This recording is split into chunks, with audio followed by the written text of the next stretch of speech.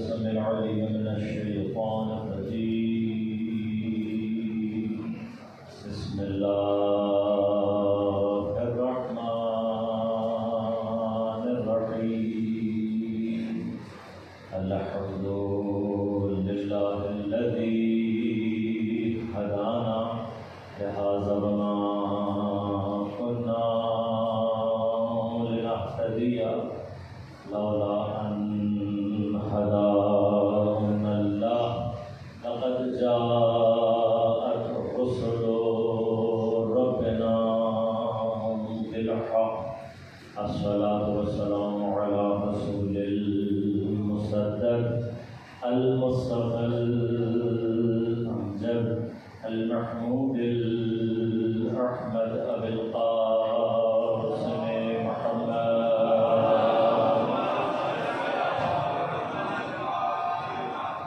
الصلاة والسلام على أسد الله الغالب غالب على كل غالب علي بن أبي طالب.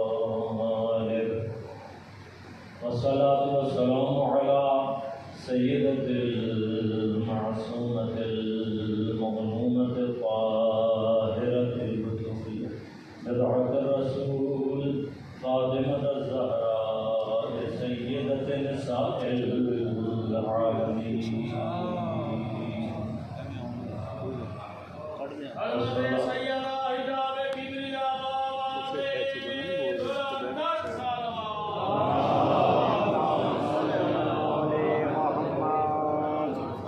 والصلاة والسلام على الحسن المجتبى والحسين المظلوم وأهل بيته الطيبين الطاهرين المعصومين المظلومين المنتجبين المنتخبين، لا سيما بقية الله في الأراضين روحي وأرواح العالمين لتراب مقدمه الفداء.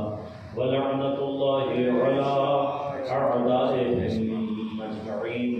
أما بعد، قال الله تعالى في كتابه الكريم: بسم الله الرحمن الرحيم. وجعلنا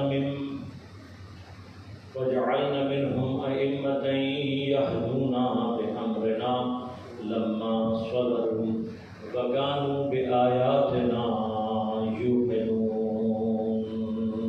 صلوات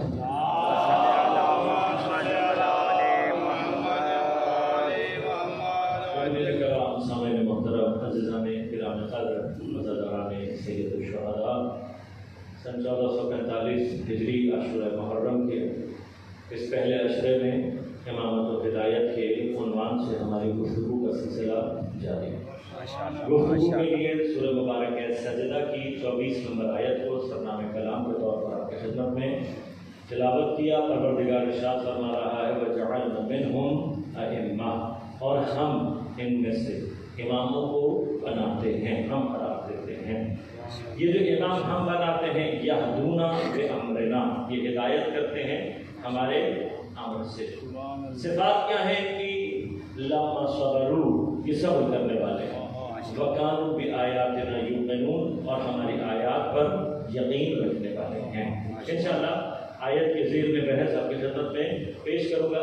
آج انشاءاللہ ہماری گفتگو کی جو تمہیدی بحث ہے میں کوشش کروں گا کہ اسے ختم کروں، تاکہ پھر انشاءاللہ آیت کے ضمن میں جو مطالب میں آپ کی خدمت میں پیش کرنے ہیں تو آپ کی خدمت میں تفصیل سے عرض کروں گا.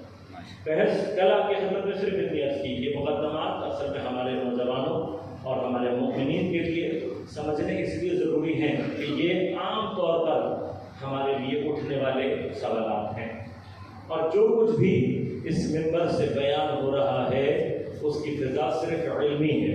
ہم یہاں کسی کو ہرانے کے لیے نہیں آئے، ہم یہاں کسی کو نیچا دکھانے کے لیے نہیں بیٹھتے. فرش حسین کسی مقصد کے لیے، کسی کی توہین تو یہ مقصد نہیں ہے، بلکہ ہمارا کام کیا ہے کہ منبر حسین سے علم کی کیفیات، علم کی جو شعائیں ہیں ان کو پھیلا سکیں. اس لیے کہ منبر کا ایک حق یہ ہے کہ جس گھرانے سے یہ متعلق ہے وہ گھرانہ یا مدینہ العلم کہلاتا ہے یا باب مدینہ العلم کہلاتا ہے، اور اگر ہم ان سے منسوب ہیں تو پھر ہمیں اس علم کو جو ان کے دروازے سے ہمیں خیرات میں ملا ہے اس منبر سے تقسیم کرنا ہے۔ لہٰذا بحث جتنی بھی ہوگی ساری کی ساری ابحاث علمی ابحاث ہیں۔ آپ نے ہم سے سوال کیے، اب ہمیں کچھ سوال کر لیتے ہیں۔ اب پہلا سوال جو پیش آتا ہے بچوں کو عام طور پر کیا کہا جاتا ہے؟ کہا جاتا ہے کہ جی اکثریت غلطی پر کیسے ہو سکتی ہے؟ ہم نے کل آپ کو جواب دیا کہ قرآن نے ثابت کیا ہے، قرآن میں ہمیشہ اکثریت باطل پر لگی ہے، لہذا اگر اکثریت کے قانون کو فالو کرنا ہے تو یہ بتاؤ کہ وہ اکثریت صحیح تھی جو سامری کے ساتھ گوسالہ پرستی کر رہی تھی، یا وہ اقلیت صحیح تھی جو حضرت ہارون کے ساتھ ان کے گھر میں موجود تھی؟ یقیناً اکثریت جو سامری کے ساتھ تھی وہ ضلالت و گمراہی پر تھی، اور جو حضرت ہارون کے ساتھ اقلیت تھی وہ حق پر تھی۔ لہذا معیار نہیں ہے بلکہ عقلی طور پر بھی ہم نے ثابت کیا، قرآن نے بھی کیا کہا ہے کہ اکثریت کبھی حق پر نہیں ہو سکتی۔ علم کے اعتبار سے، ایمان کے اعتبار سے جتنی آپ صفات کمالیہ کے معیارات کو بڑھاتے چلے جائیں گے اتنی لوگوں کی تعداد کم ہوتی چلی جائے گی۔ تو یہ تو سمجھنے کی ضرورت ہے نا کہ محب اہل بیت ہونا کوئی اتنی معمولی بات نہیں ہے کہ ہر غیرہ اس سے متصف ہو سکے۔ ہونا چاہیے، محبت اہل بیت کے لیے ہونا چاہیے، یہ ہر ایک کے پاس نہیں ہوا کرتی۔ اس کے لیے قربانیاں دی ہمارے والدین نے، ہمارے بزرگوں نے، انہوں نے قربانیاں دی ہیں تو میرے بچے آج حسینی ہیں۔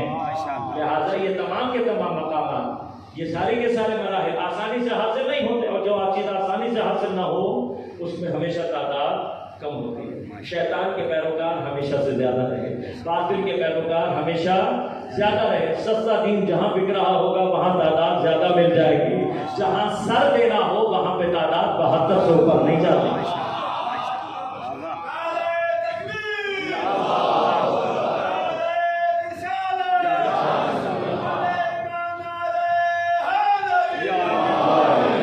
لہذا اصول یہ ہے اکثریت، لیکن اکثریت کی یہ بحث آئی کہاں سے؟ مسائل کیا ہیں؟ آپ جانتے ہیں پیغمبر اکرم صلی اللہ علیہ وآلہ وسلم کے دنیا سے پردہ کرنے کے بعد جو سب سے پہلی بحث مسلمانوں کے درمیان اختلاف پیدا ہوا وہ امامت کا مسئلہ۔ اب یہ بحث ایک جگہ اپنی ہے، لوگ بعض کہتے ہیں کہ امامت اصل دین ہے یا فرع دین ہے، یہ خدمت بحث کروں گا، لیکن مسئلہ کیا ہے؟ ابھی میں نہیں بحث کر رہا کہ اصل دین ہے یا نہیں، کچھ مطالعے میں عرض کروں گا، لیکن دین کا حصہ ہے یہ سب مانتے ہیں۔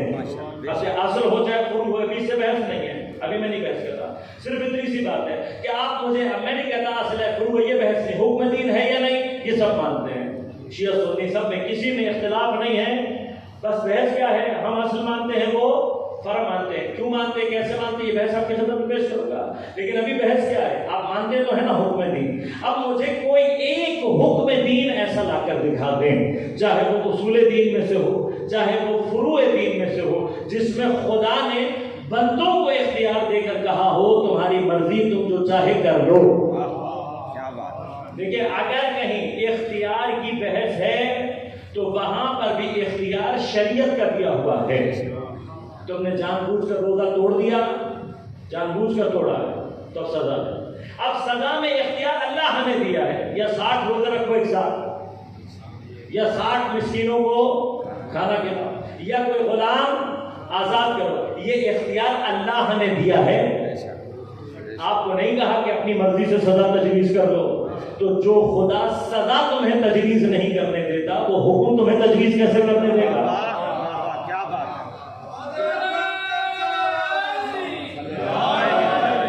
خدا کوئی سزا تمہیں تجویز نہیں کرنے دیتا، وہ وہاں پہ تمہیں اختیار نہیں دے رہا، تو یہ کیسے ہو سکتا ہے کہ کسی حکم دین کا تمہیں اختیار دے دے؟ بلکہ اگر قرآن میں جا کر دیکھیں سورہ مبارک قصص، پروردگار ارشاد فرما رہا ہے وَرَبُّكَ يَخْلُقُ مَا يَشَاءُ وَيَخْتَارُ، تمہارا پروردگار ہے میرے حبیب ما یشاء، جسے چاہے خلق کرے، وہ یختار، اور جس کو چاہے اختیار کر لے، جس کو چاہے منتخب کر لے۔ ما کان لہم الخیارہ، ان کو اختیار دیا کس نے ہے؟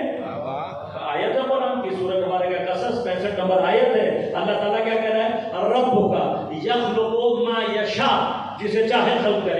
بس جب وہ خلق کرتا ہے تو تم سے پوچھتا ہے؟ کبھی اس نے پوچھا تم سے کہ کیسے خلق کرنا ہے، کس کو خلق کرنا ہے؟ نہیں. کیوں؟ اس لیے کہ رب ہے، یخلق ما یشاء، جہاں چاہے جیسا چاہے خلق کرے. تو جیسا وہ خالقیت میں یکتا ہے اسی طرح سے اختیار کرنے میں یکتا ہے. اس کا اختیار ہے، جس کو چاہے منتخب کرے، جس کو چاہے رد کر دے. جب اس نے خلقت کا اختیار تمہیں نہیں دیا تو پھر باقی چیزوں کا اختیار تمہیں کیسے دے سکتا؟ پھر خدا کہہ بھی رہا ہے ما کان لہم الخیارہ، ان کے پاس کوئی اختیار نہیں ہے. اب جب ایک آیت میں خلقت اور اختیار کرنے کو اللہ نے ایک ساتھ نقل کیا ہے تو پھر دونوں کی کیفیت برابر ہونی چاہیے. جیسا اللہ خالق ہے ویسے ہی مختار بھی ہے، ویسے ہی اختیار کرنے والا ہے، ویسے ہی بنانے والا ہے. اب جیسا خالقیت کا منکر کافر ہوگا ویسے ہی اللہ کے اختیار کرنے کا منکر بھی خود بخود کافر ہو جائے گا. بس نہ اللہ نے کسی کو خلقت کرنے کی، خلقت کی اجازت دی ہے، نہ کسی کو بنانے کی اجازت دی ہے.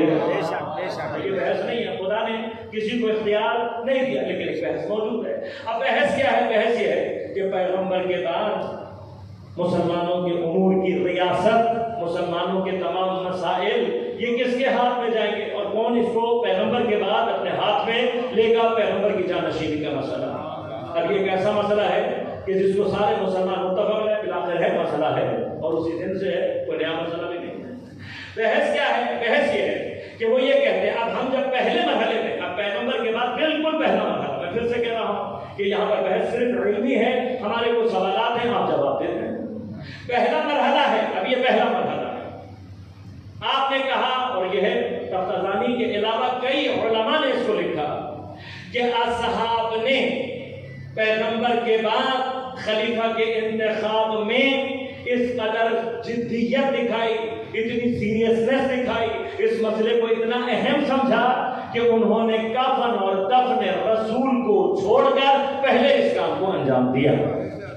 ہمیں کتابوں کی اگر لسٹ گنواؤں گا تو لمبا کام ہو جائے گا. ابھی کتابوں کی لسٹ ہے، یہ کتب اہل سنت میں واضح طور پر مشروحات موجود ہیں. اب آپ اپنے علماء کو رد کریں، کیا کریں، یہ آپ کا مسئلہ ہے، لیکن آپ کے علماء نے پھر دلیل کیا دی؟ دلیل وہ دی ہے جو آپ کے اپنے ہاں متفق علیہ حدیث ہے. یہ حدیث ہم سے زیادہ کتب اہل سنت میں بہترین جو ثقات ہیں ان کے ذریعے سے نقل کی گئی. کیا کہا؟ پیغمبر نے فرمایا من مات ولم يعرف امام زمانہ مات میتۃ الجاہلیہ. یہ ہماری کتابوں سے زیادہ کتب اہل سنت میں زیادہ اس حدیث کو نقل کیا گیا، اور اکثر علماء اہل سنت نے اس حدیث کو نقل کر کے بتایا. پیغمبر نے کیا فرمایا؟ کہا من مات، مر جائے، وَلَمْ يَعْرِفْ إِمَامَ زَمَانِهِ، لیکن اپنے زمانے کے امام کو نہ پہچانے، مَاتَ مِیتَةَ الْجَاہِلِیَّہ، وہ جاہلیت یعنی کفر کی موت مرا. تو انہوں نے کہا چونکہ پیغمبر یہ کہہ کر گئے تھے اور لوگوں کو، مسلمانوں کو کفر اور جاہلیت کی موت پر مرنے سے بچانا ایک ایسا واجب تھا کہ اس واجب کے لیے لوگوں نے کفن اور دفن پیغمبر کو ترک کیا. اب میں اس بحث میں نہیں جا رہا کہ کفن و کفن پیغمبر کی روایات کیا ہیں، یہ میرا موضوع بحث نہیں ہے. میرا موضوع بحث یہ حدیث ہے کہ جس کے اوپر اتفاق علماء ہے. آج بھی یہ کہا جاتا ہے کہ سقیفہ کے اندر اس کام کو اس لیے انجام دیا گیا تاکہ خلیفہ بنا کر، اس امام کو بنا کر لوگوں کو جاہلیت کی موت پر مرنے سے بچایا جائے. اہم ترین دلیل جو ہمارے برادران اہل سنت کی طرف سے دی جاتی ہے وہ یہی ہے. ہم کہتے ہیں اگر آپ کی یہ دلیل ہے تو ہمارے کچھ سوالات. پہلا سوال، اگر پیغمبر نے فرمایا، پیغمبر نے یہ تو نہیں کہا کہ جس نے اپنے زمانے کا امام نہیں بنایا، جس نے اپنے زمانے کا امام کسی کو نہیں بنایا، ماتا میتۃ الجاہلیہ، وہ جاہلیت اور کفر کی موت پر مرے گا. پیغمبر نے کیا فرمایا؟ جس نے اپنے زمانے کے امام کی معرفت حاصل نہ کی.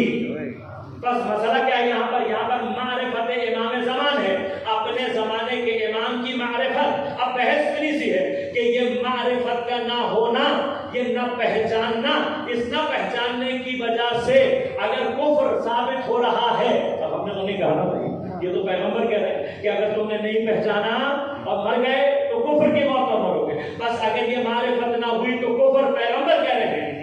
پیغمبر کہہ رہے ہیں کہ تم مرو گے تو کافر مرو گے۔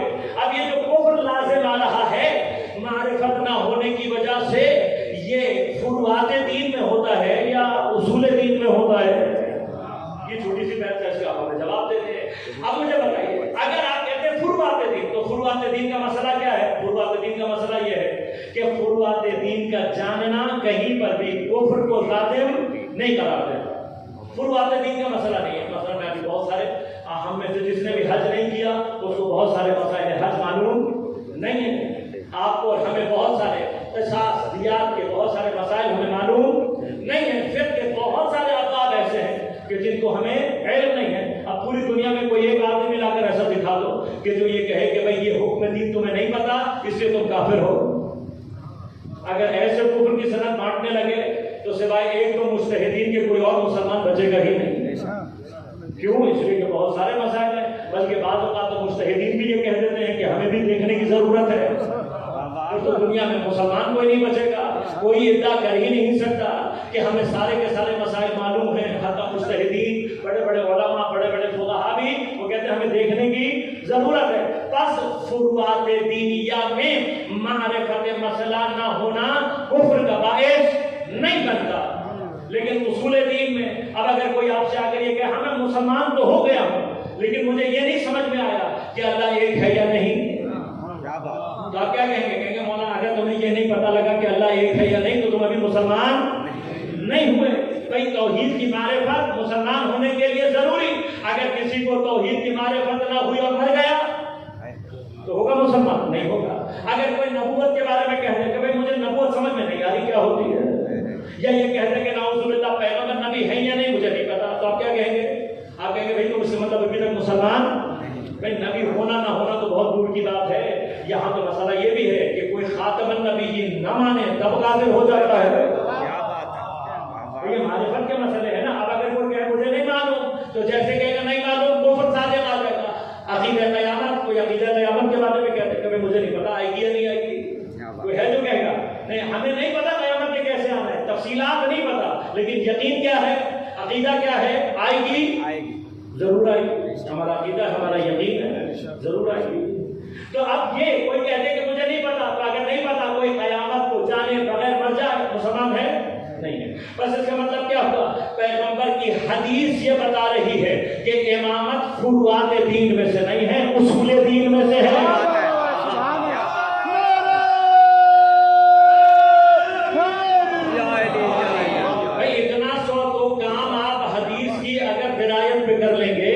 الفاظ حدیث پر اتنا سا کام کر لیں گے، آپ کے اپنے منابع کی حدیث ہے، امامت کا انکار آپ بھی نہیں کرتے، بغیر بحث کیا ہے؟ اس کو پہلے سمجھیں تو صحیح کہ امامت فروعات دین میں سے نہیں ہے، اصول دین میں سے ہے۔ اب جو میرے بچوں سے ہر کوئی آ کر سوال کرتا ہے کہ تمہارے اصول دین میں امامت کہاں سے آئی ہے، تو حدیث سنا کر یہ کہا کرو کہ پیغمبر نے کہا ہے معرفت امام واجب عقلی ہے، واجب عقلی ہے۔ پیغمبر نے کہا ہے امام نہ پہچانا تو کفر کی موت مرو گے، اور یہ صرف اصول دین میں ہوتا ہے۔ حدیث سنانے کے بعد یہ کہنا ہم سے مت پوچھو کہ ہمارے اصول دین میں امامت کہاں سے آئی، اپنے علماء سے پوچھو تمہارے اصول دین میں سے نکالی کس نے ہے۔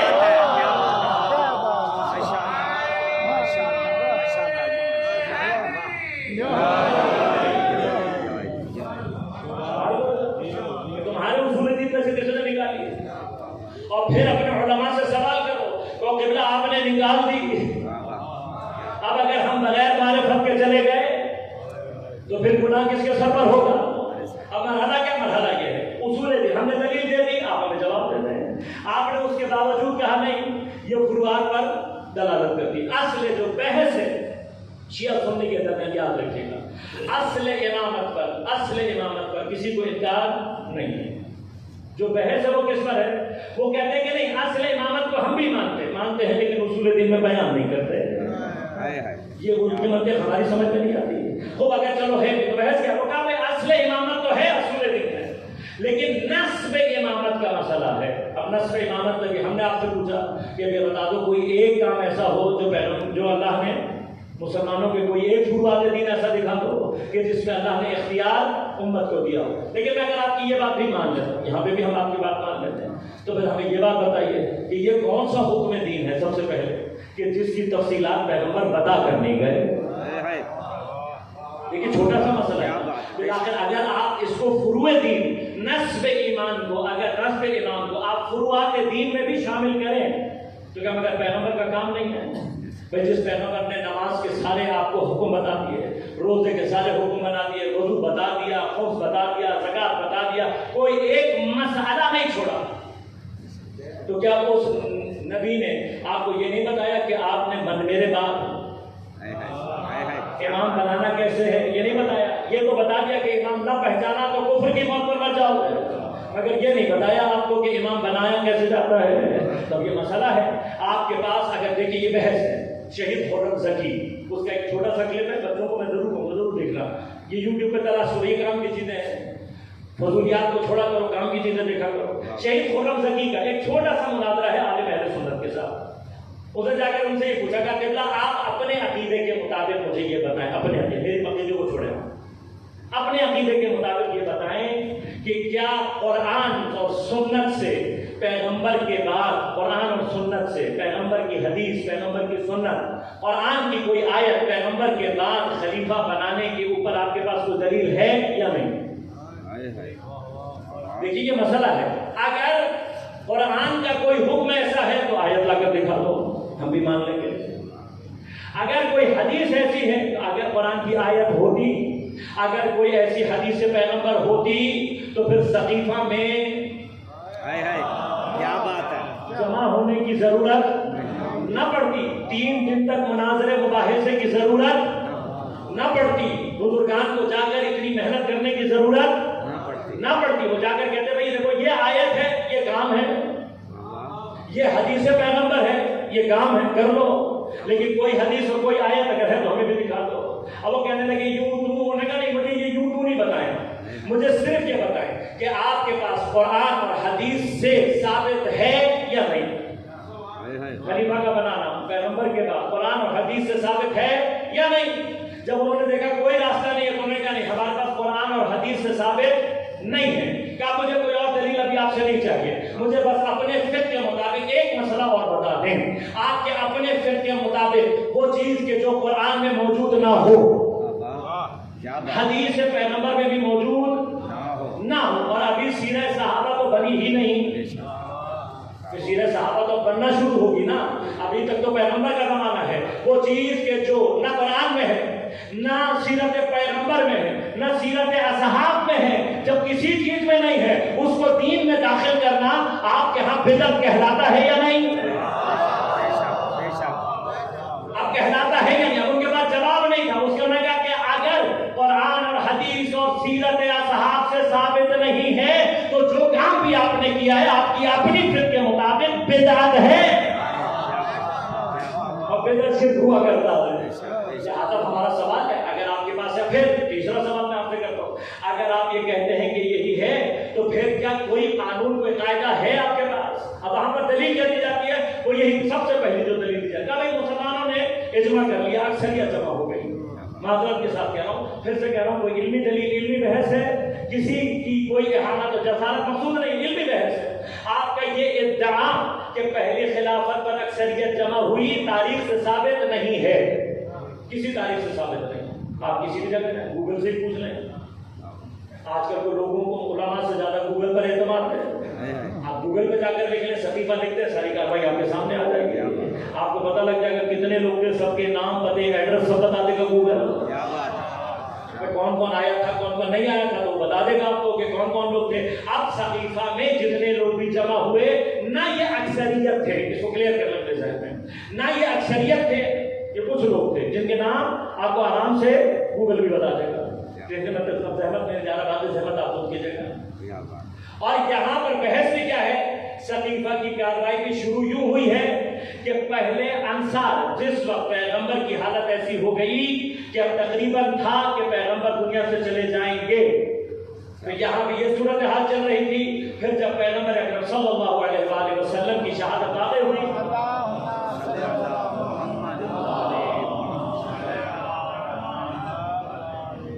تو پھر ایک ایسی کیفیت تاری ہوئی. اب میں بعض مباحث میں نہیں جانا چاہتا کہ کس نے پیغمبر کے بعد کیا کہا اور کیوں کہا، ابھی میں ان مباحث میں نہیں جا رہا، وہ تاریخ میں نہیں جا رہا. میں بحث کیا ہے کہ بالآخر لوگ ٹینشن میں تھے اور وہاں ثقیفہ میں انصار نے جمع ہو کر اس یہ بحث کو شروع کر دیا کہ پیغمبر کے بعد جانشینی کس کو ملے گی. پھر کچھ اکابر صحابہ میں سے وہاں گئے. اب یہ جو گئے اور پھر وہاں پہ جو کاروائی ہوئی ساری تاریخ متفق ہیں. نہ اس میں جناب سلمان تھے، نہ اس میں جناب ابو ذر تھے، نہ اس میں جناب مقداد تھے، نہ اس میں حذیفہ یمانی تھے، نہ زبیر بن عوام تھے، نہ اس کے اندر بہت سارے صحابہ موجود نہیں تھے. یہ جو کبار جن کو کہا جاتا ہے بڑے صحابہ، اگر ابو ذر سے بڑا کوئی ہے تو لا کر دکھا دو، سلمان سے بڑا کوئی صحابی ہے تو لا کر دکھا دو، حذیفہ یمانی سے بڑا کوئی صحابی ہے تو لا کر دکھا دو، ہمارے یاسر سے بڑا کوئی صحابی ہے تو یہ ہے. اگر یہ کبار نہیں ہے ٹھیک ہے، ابھی بھی محترم ہم کسی کے لیے کوئی بات نہیں کر رہے، لیکن اگر 3 یا 4 ادھر ہیں تو 10 علی کے ساتھ کھڑے ہیں. یہ تاریخ ہے آپ کی، یہ تاریخ ہے. اور یہ کبار ہیں، یہ وہ ہیں کہ جن کے لیے احادیث بھری پڑی ہیں، یہ وہ ہیں کہ جن کو لوگ جانتے ہیں کہ یہ اہم ترین اصحاب ہیں. یہ ہیں پیغمبر کے ساتھ، علی کے ساتھ. یہ موجود اب تاریخ کہتی ہے کہ یہ سارے حضرت امیر علیہ السلام کے ساتھ ہی تھے کہ نہیں تھے، اور انہوں نے بعد میں مخالفت بھی کی. اب یہ جو بحث کی جاتی ہے کہ اکثریت یہ اکثریت نہیں ہے، بلکہ جب بھی جو بھی سلسلہ ہوا، جیسی بھی کنڈیشنز میں پہلی خلافت کا تعین ہوا تو وہ کچھ لوگ تھے، لیکن اس کے بعد ہوا کیا. اب میں تاریخ کی طرف جا رہا ہوں، اس کو اور سے سنیے گا کہ ابھی مدینہ کے لوگ اس چیز کے لیے آمادہ نہیں تھے. لہذا جب ابتدا میں یہ بات پھیلی تو مدینہ میں بہت سارے ایسے لوگ تھے کہ جنہوں نے اس خلافت کو قبول نہیں کیا تھا. اور پھر اہم ترین صحابی سعد بن عبادہ وہ مرتے مر گئے، دنیا سے چلے گئے، ان کو کسی نے قتل کر دیا. اب یہ بھی ایک بحث ہے کہ سعد بن عبادہ کہ جو اس نظام کے سب سے بڑے مخالف تھے، اور انہوں نے نہ پہلے خلیفہ کی خلافت کو تسلیم کیا نہ دوسرے خلیفہ کی خلافت کو تسلیم کیا، وہ اچانک ایک دن مارے گئے. اور پھر مشہور ہو گیا کہ ان کو جنہوں نے مار دیا. دیکھیے یہ عدالت کا زمانہ ہے، میں اس سے زیادہ بحث میں نہیں جاؤں گا. یہ عدالت کا زمانہ ہے. اصولاً یہ ہونا چاہیے تھا کہ جب یہ بات ہوئی تو کیس ہونا چاہیے تھا. تحقیقات، اتنے بڑا صحابی سردار ہے انصار کا، قربانیاں ہیں، ان کے ایک درجہ ہے، ان کا ایک مقام ہے. تو میں زیادہ بحث نہیں کرتا. پاکستانی پولیس کو بھی کیس دے دو گے آج، 1 ہفتے میں بتا دے گی. اس سے زیادہ بات نہیں کروں گا میں. ہاں یہ جنوں والے کیس ہماری پولیس آج بھی حل کر سکتی ہے، چاہے 1400 سال پرانا کیس کیوں نہ ہوگا. زیادہ میں اس بحث میں جانا نہیں چاہتا، لیکن یہ واحد کیس ہے دنیا کا کہ جو بیچارے جنوں کے سر پہ ڈال دیا گیا. میں اسی لیے کہہ رہا ہوں پاکستانی پولیس کو دے دیں گے تو انشاءاللہ 1 ہفتے میں بتا دیں گے کہ سعد بن عبادہ کا قاتل. لہذا یہ سارے حالات ہیں، یہ تاریخ ہے. اب مدینہ کے اندر ایک بڑی تعداد تھی جو کہ غدیر کے بعد متوجہ تھی. پھر ہوا کیا؟ سب سے پہلے بنو اسلم ہیں. اب بنو اسلم بعد میں کیا ہوئے اگر وہ سمجھ میں آ جائے تو یہاں کی کاروائی سمجھ میں آ جاتی ہے. جب کوفہ آباد ہوا ہے تو کوفہ میں سب سے پوش علاقہ، میں آج کے زمانے میں بات کروں گا، تو کوفہ کا ڈیفنس، کوفہ کا ڈیفنس یہ کس کو دیا گیا؟ بنو اسلم. باقی تاریخ کو آپ خود چھوڑ لیجیے گا، میں سے زیادہ تفصیل میں نہیں جاؤں گا. کوفہ کس نے آباد کیا اور کس نے تقسیم کی زمینیں، یہ آپ خود فیصلہ کر لیجیے گا، میں سے زیادہ بھی بحث میں نہیں جا رہا. کوفہ کے اندر یہ وہ قبیلہ ہے کہ جو ایک دم سے کوفہ کے اندر مدینہ کے اندر وارد ہوا، اور چونکہ یہ جنگجو لوگ تھے انہوں نے تلواریں لے کے لوگوں کو زبردستی، یہ تاریخ کی بات ہے، میرے بات نہیں ہے. اور اس کوفے کے غور کیجیے گا، یہاں بنو اسلم نے آ کر یہ کارروائی شروع کی، اور وہاں سے ابو سفیان مکہ سے اٹھتے ہیں اور راتوں رات مدینہ پہنچتے ہیں. اور جب مدینہ پہنچتے ہیں تو ان کے جو اشعار ہیں وہ سارے کے سارے حضرت امیر المومنین کی خلافت اور حمایت میں ہیں. اور یہ نعرے لگاتے ہوئے وہ حضرت امیر المومنین کے گھر پہنچتے ہیں. اور گھر پہنچنے کے بعد حضرت امیر سے کہتے ہیں ابو الحسن اپنا ہاتھ دو، میں تمہارے ہاتھ پر بیعت کرنے آیا ہوں سے زیادہ اس خلافت کا حقدار کوئی نہیں ہے۔ کوئی بھی اہل سنت کی تاریخ اٹھا لیں، کوئی بھی سیرت کی کتاب اٹھا لیں جس میں ڈیٹیلز موجود ہو، وہاں پر آپ کو یہ سارے واقعات مل جائیں گے۔ حضرت نے کیا جواب دیا؟ حضرت نے جواب دیا کہ میں نے تجھے کبھی بھی اسلام کے لیے خیر خواہ نہیں پایا، اور مجھے تیری بیعت کی ضرورت نہیں ہے۔ اب میں آپ کو صرف تاریخ نہیں بتانا چاہتا ہوں، وہ سینیریو سمجھانا چاہتا ہوں کہ جو قائم ہوا اس سینیریو کے بعد جب یہ بنا اور حضرت نے اس کی اس آفر کو رد کیا۔ اب آپ سوچیں اس ساری کیفیت کے پیچھے خواہش کیا تھی؟ خواہش یہ تھی کہ ایسی جنگ مدینہ کے اندر برپا کی جائے کہ جس جنگ کے ذریعے سے اسلام کے شجر کو یہیں ختم کر دیا جائے۔ اور جب جناب امیر نے یہ دیکھا کہ اس وقت تلوار نکالنے کا مطلب اسلام کی تباہی ہے، حضرت نے تلوار کو اندر رکھا اور پھر حضرت کو جنگ پر مجبور کرنے کے لیے حضرت کے دروازے کو آگ بھی لگائی گئی، حضرت کے گلے میں رسی ڈال کر حضرت کو کھینچا گیا۔ اب آپ کو پتہ لگا کربلا شروع کہاں سے ہوئی ہے، کربلا کا آغاز کہاں سے ہوا ہے۔ یہ وہ تاریخی حق ہے۔ اب میں بحث میں نہیں جانا چاہتا بعد میں کیا ہوا۔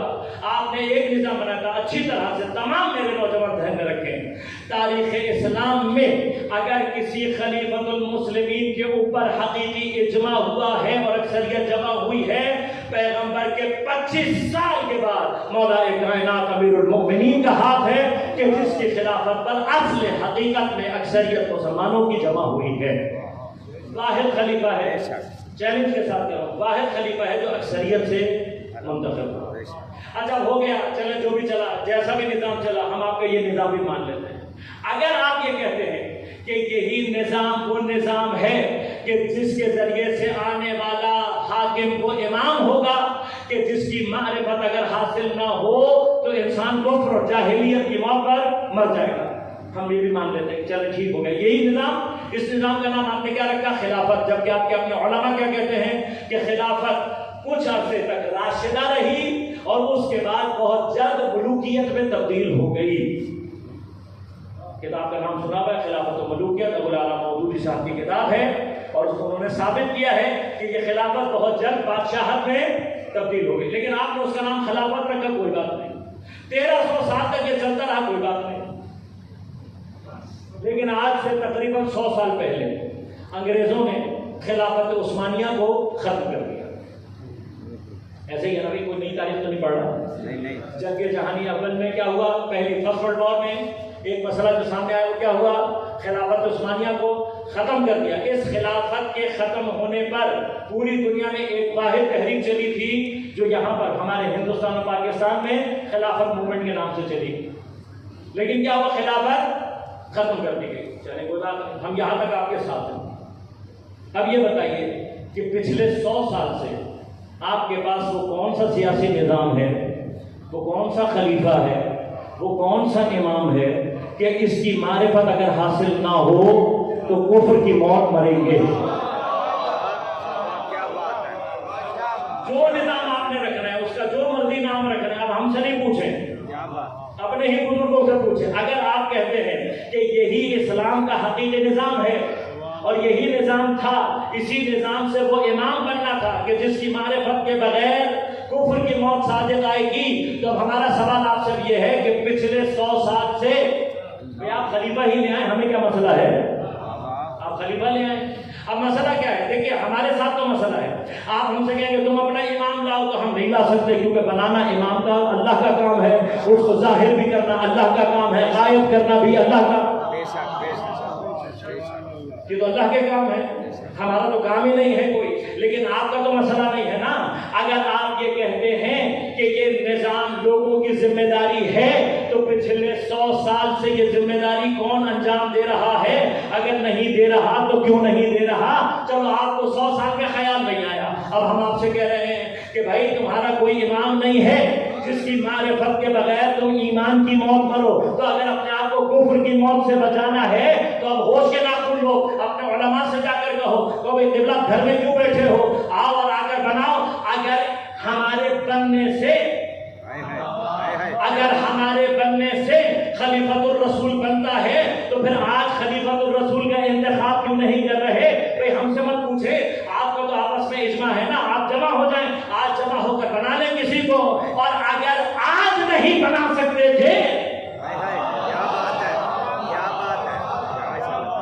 حال نہیں بنا سکتے. اگر آج حکم خدا جاری نہیں ہو سکتا, اگر آج یہ کام نہیں ہو سکتا تو پھر پہلے کیسے ہوا؟ بھائی کوئی بھی ترکیب استعمال کر لیں آپ, ہمیں تو مسئلہ نہیں ہے, یہ آپ کا مسئلہ ہے. لیکن اگر نہیں ہے تو سمجھ لو کہ یہ 100 سال سے جو تم خالی چلے آ رہے ہو, یہ سب سے بڑی دلیل یہ ہے کہ یہ نظام اسلام کا نظام نہیں ہے, مسلمانوں کا اپنا بنایا ہوا تو ہو سکتا ہے, خدا اور رسول کا دیا ہوا نظام نہیں ہے. یہ ہمارے سوال ہیں, کسی کی کوئی اہانت تو مسئلہ نہیں ہے. اب اگر آپ ہم سے پوچھتے ہیں, مسئلہ کیا ہم سے پوچھتے ہیں کہ جی آپ جو کہتے ہو کہ امام بنانا خدا کا کام ہے, تو آپ کے پاس کیا دلیل ہے؟ اب میں یہاں سے گفتگو شروع کر رہا ہوں, انشاءاللہ اگلے دنوں میں ساری گفتگو ہماری یہ ہوگی. سب سے پہلے میں آپ بالکل علمی طور پر وارد ہو گئے, ہم آپ سے کہتے ہیں آپ آؤ اور امام کا کوئی بھی معنی, کوئی بھی لفظ اور کوئی بھی ڈیفینیشن ہمیں دو.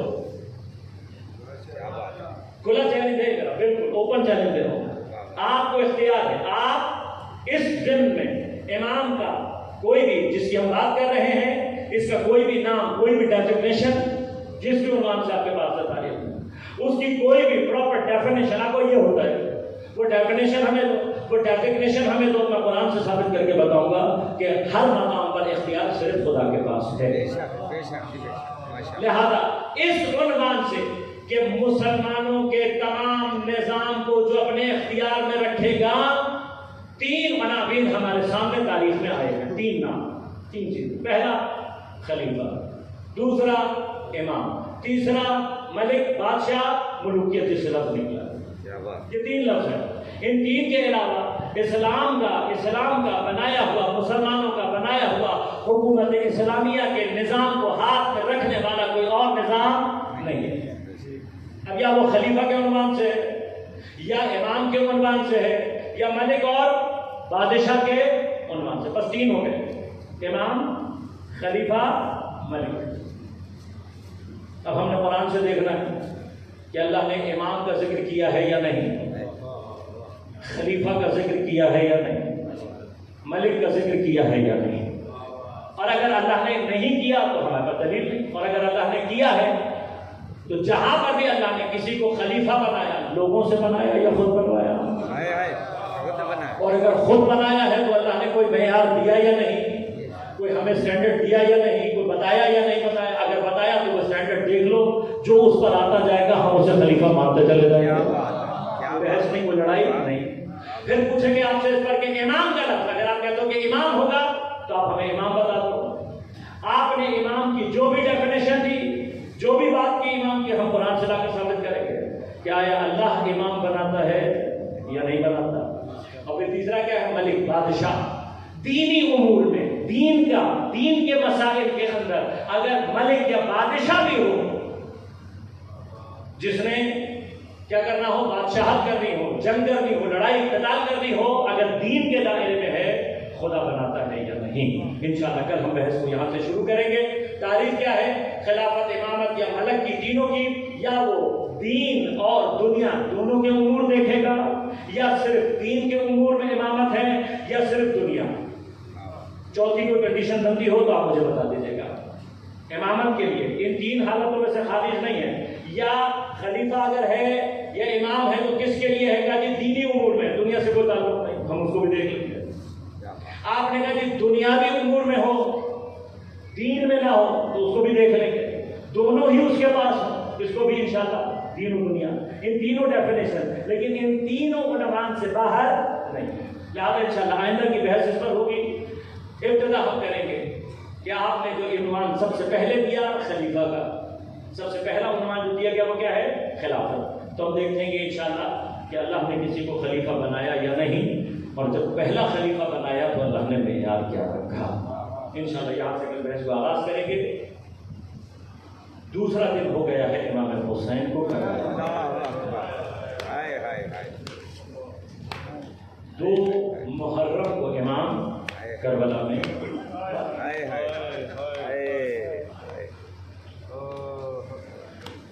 امام کربلا میں وارد ہوئے ہیں.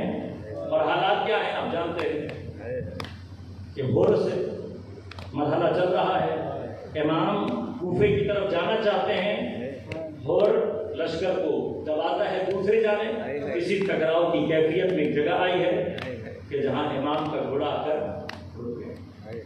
بعض روایات کے مطابق امام نے 7 سواریاں رکھی اور جب حرکت نہیں ہوئی تو امام نے کہا اب جہاں کا پاس عباس ہمیں امام کربلا میں وارث ہوئے اور ابھی خیمہ لگا تو جناب زینب سلام اللہ علیہ خیمے لگنے کے بعد امام کے پاس آئے، کب آئی؟ جب سے اس سرزمین پر آئی ہوں میرا دل اور میرے دل کو قرار نہیں۔ امام نے کچھ لوگوں کو بلوایا، بلانے کے بعد پوچھا زمین کو کیا کہتے ہیں؟ کسی نے کہا نینوا، کسی نے کہا ماریا، کسی نے بتایا کربلا۔ تو جب امام نے کربلا کا نام سنا کہا خدا ہمیں کربلا سے اپنی پناہ میں رکھے، لیکن فرمایا یہی وہ زمین ہے جو ہماری مقتل گاہ ہے۔ یہ بات جناب زینب کا امام حسین کے ساتھ جو رابطہ رہا ہے تاریخ میں وہ عجیب ہے۔ میں زیادہ تفصیل میں نہیں جاؤں گا، صرف چند ایک مقامات عرض کروں گا۔ بچپن سے جناب سیدہ نے جناب زینب کی تربیت ایسی کی تھی کہ جب تک جناب زینب امام حسین کے چہرے کی زیارت نہ کر لیتی بیوی کو سکون نہیں۔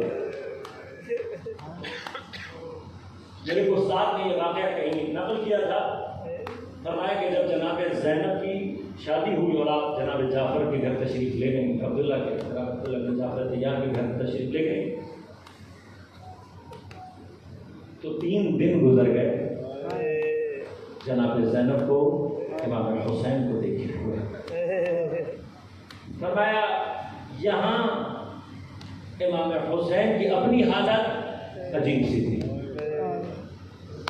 نہ صرف امام حسین، امام حسن، مولا کائنات، سب کی حالت عجیب سی تھی کہ جناب فضا سے برداشت نہیں ہوا۔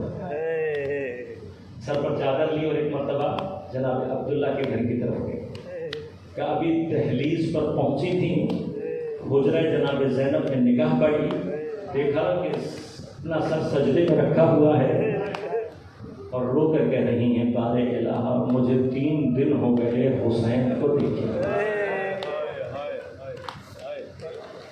ابھی یہ بات ہو رہی تھی، پیچھے سے امام حسین علیہ السلام تشریف لائے اور جناب زینب اٹھ کر اپنے بھائی سے ملی۔ 3 دن ہو جائیں تو زینب سے برداشت نہیں ہوگا۔ بس ایک بات مجھے بتاؤ کہ جب ذوالجناح امام کا گودال سے خالی واپس آیا ہے نا، تو روایات یہ کہتی ہیں کہ تمام بیویاں خیمے کے دروازے پر بیٹھی ہوئی تھی، امام حسین کی منتظر تھی۔ بیویوں نے کسی کا انتظار ایسے نہیں کیا تھا جیسے امام حسین علیہ السلام کا انتظار کر رہے تھے۔ جب تک جناب عباس زندہ تھے بیویوں نے کبھی سوال نہیں کیا تھا، لیکن جب جناب عباس شہید ہو گئے اور امام حسین جا رہے تھے تو بیویوں نے ابا کا دامن پکڑ کر سوال کیا، کہا مولا ہمیں کس کے سہارے چھوڑ کر جا رہے ہیں؟ جب تک جناب عباس زندہ تھے کسی بیوی نے سوال نہیں کیا، لیکن جب امام حضرت عباس شہید ہو گئے تب بیویاں سوال کریں مولا کس کے سہارے چھوڑ کر جا رہے ہو؟ میرے بعد تمہارا نگہبان خدا ہے۔ کہا مولا پھر بھی کس کی سرپرستی میں؟ کہا میرے بعد سید السجاد اور جناب زینب کی سرپرستی۔ یہ کہہ کر جب امام چلے تھے بیویاں آ کر دروازے پر بیٹھ گئی تھی، منتظر تھی کہ شاید مولا ایک بار پلٹ کر آ جائیں۔ اب بیویاں بیٹھی ہوئی انتظار میں، جب ایک مرتبہ ذوالجناح کی ٹاپو کی آواز کو سنا بیویاں یہ سمجھی کہ شاید امام حسین آئے ہوں گے۔ ایک مرتبہ جب تڑپ کر باہر نکلی تو دیکھا ذوالجناح خالی آ رہا ہے۔ جب خالی ذوالجناح دیکھا ایک مرتبہ بیویوں نے ذوالجناح کو چاروں طرف سے گھیر کر گریا کرنا شروع کیا، لیکن راوی کہتے ہیں کہ 2 بیویوں کے عجیب کام تھے۔ ایک مرتبہ جناب زینب آگے بڑھ کر ایک مرتبہ جب ذوالجناح کے سر کے پاس آئی تو دیکھا کہ ذوالجناح کے سر پر بھائی کا خون لگا ہوا ہے، خون سے ماں کے دودھ کی خوشبو آ رہی ہے۔ تو جناب زینب نے پہچانا کہ یہ میرے بھائی کے دودھ، میرے بھائی کے خون کی خوشبو ہے۔ ایک مرتبہ زینب